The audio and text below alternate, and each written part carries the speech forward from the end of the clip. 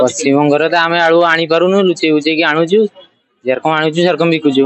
ବାକି କାଲି ପାଖରୁ ତ ମାନେ ଆମେ ଷ୍ଟୋର ମାଲିକ ମାନେ ଆଳୁ ବନ୍ଦ କରିବେ କହିଛନ୍ତି। ମେଦିନପୁର, ତାରକେଶ୍ୱର ଆଳୁ ଟୋଟାଲ ଆଳୁ ମାର୍କେଟ ବନ୍ଦ ରହିବ କାଲି ପାଖରୁ।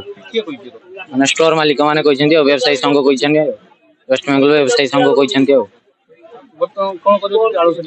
ବର୍ତ୍ତମାନ ଆସିବ ଯେରକମ ଆମର ସେରକମ ବିକିବା, ଆଉ ନ ଆସିବାଲେ ଆଉ ଆମର କେମିତି ଆଣିବା, ବନ୍ଦ ରଖିବାକୁ ପଡିବ ଦୋକାନ ଆଉ। ସେ ଯାହା ବି ଥାଉ, ସରକାର ଏଇଟା କହୁଛି, ବାସ୍ତବରେ ଏଇଟା କରୁ, ଗଦା ମାଲିକ ଇନଷ୍ଟ୍ରକ୍ସନ ଦଉ ସେମାନେ 26 ଟଙ୍କା 27 ଟଙ୍କା ଦିଅନ୍ତୁ ବୋଲି।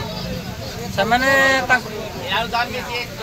ମୁଁ ଏଠି ଆଳୁ ବ୍ୟବସାୟ କରେ, খুচরা ব্যবসায় করে এবং পশ্চিমবাংলা এবং ওড়িশার কিছু সাইড্রে কি আলু পাইকারি দোকানী মানুষ দিয়ে।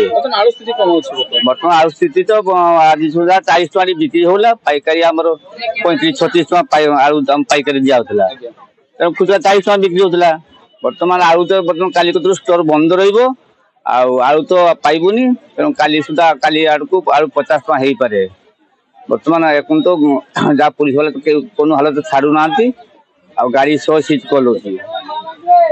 ওড়িশা গাড়ি আম গাড়ি তো অডি নম্বর গাড়ি, গাড়ি সহ থানাকে নেই গাড়ি সিজ করদেব। তেমন তা গুড়া ধরিকি 40,000-50,000 গাড়িটাকে ସେମାନେ ମାଗିକି ପଇସା ନେଇକି ଗାଡି ଛାଡୁଛନ୍ତି। ତେଣୁ ଯଦି ଗାଡି ସେଠୁ ନେଇକି ଆସିଲେ ଗାଁ ଭିତରେ ଦେଇକି ଆସିକି ଯଦି ଆସୁଛେ, ଗାଁ ବାଲା ମାନେ ଧରିକି ସେଠି ଆଦେ ବସି ଆଦେ କରୁଛନ୍ତି। ତେଣୁ ବର୍ତ୍ତମାନ କାଲିକୁ ତ ଆଉ ଗାଡି ଯିବ ନାହିଁ, ଆଳୁ ସେମାନେ ଦେବେ ବି ନାହିଁ, ଗାଡି ଷ୍ଟୋର ବନ୍ଦ କରିଦେବେ କହୁଛନ୍ତି। ଆଳୁ ଷ୍ଟୋର ବାରକେଇବେ ନାହିଁ। ଏ ତାରକେଶ୍ୱର, ପଞ୍ଚାନତାରା, ଚାପାଡାଙ୍ଗା, କେଲାପଡା, ଗୁଡୁମ, ଚିଲିଡାଙ୍ଗି ଏ ସବୁ ସାଇଡ ହୁଗୁଳି ଡିଷ୍ଟ୍ରିକ୍ଟ ଆଳୁ କାଲି ସବୁ ଟୋଟାଲ ବନ୍ଦ ହବ।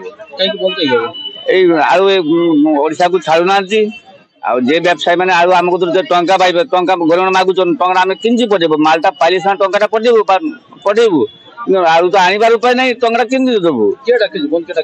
ବନ୍ଦ ଡାକିଛି ଆମ ଷ୍ଟୋର ମାଲିକ ମାନେ ଏବଂ ଆମ ଯେହେତୁ ଆଳୁ ଆଣୁଛ ଷ୍ଟୋରରୁ, ଷ୍ଟୋର ମାଲିକ ମାନେ ଆଳୁ ଆମକୁ ଦଉଛନ୍ତି ବ୍ୟବସାୟୀ ମାନେ, ସେମାନେ ତ ଆଳୁ କାଲିକୁ ଦେବେନି ନା, ମନା କରିଦେଇଛନ୍ତି।